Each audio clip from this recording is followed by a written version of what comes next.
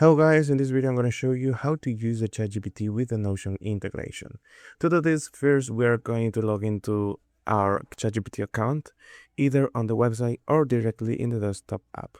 Once that's done, we go to the sidebar where we'll find this area. We go to our profile and here we head over to this section that says personalization. After that, we go directly right below where it says personalization, which will be the plugins area.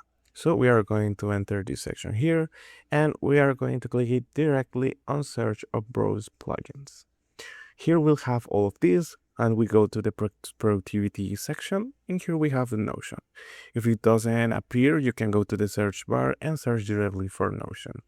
We click the plus button or the plus icon where we'll have this section here to connect with our Notion account. We'll have two options. One will be continue directly with ChatGPT and the other will be login. So we are going to click on the first one.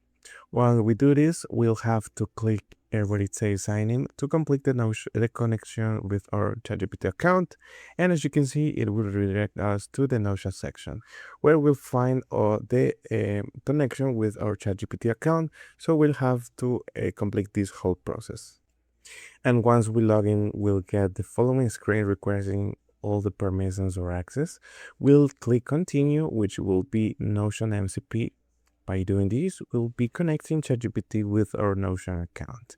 And we can work by giving it the prompt for whatever we want.